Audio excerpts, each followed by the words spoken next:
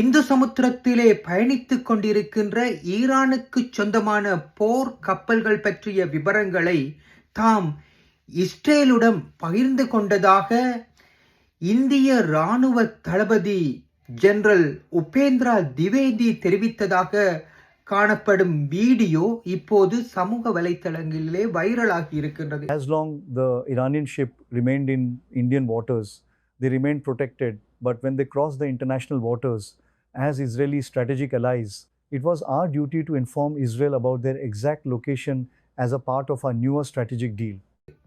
ஆனால் இது உண்மையான வீடியோவா என்று தேடி பார்த்ததிலே இது உண்மை அல்ல, இது deep fake, AI deep fake என்று இப்போது தெரிய வந்திருக்கின்றது.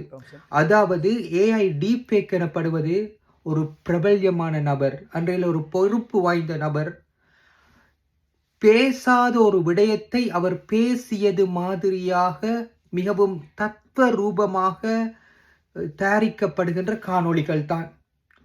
அவர் பேசியிருக்க மாட்டார், அவர் வேறொரு விடயத்தை பேசியிருப்பார். ஆனால் அவருடைய உதட்ட அசைவுகள் அனைத்துமே பொருந்தும் வகையிலே அவர் பேசாத ஒரு கருத்தை அங்கே கூறியிருப்பார்கள்.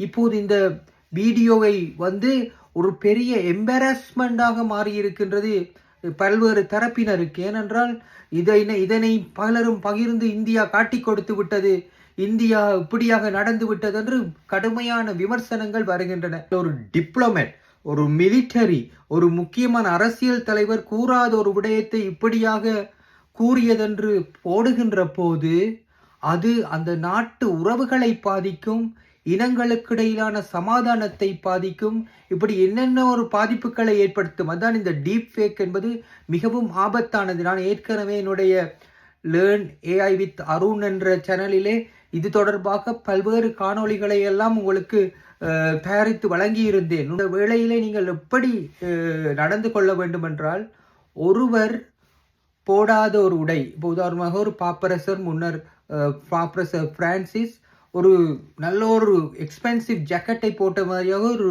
புகைப்படம் வந்தது. ஆனால் உண்மையிலேயே நாங்கள் அவரை பற்றி அறிந்திருந்தால் நாங்கள் கேள்வி எழுப்பியிருப்போம், இவர் போடுவாரா என்று.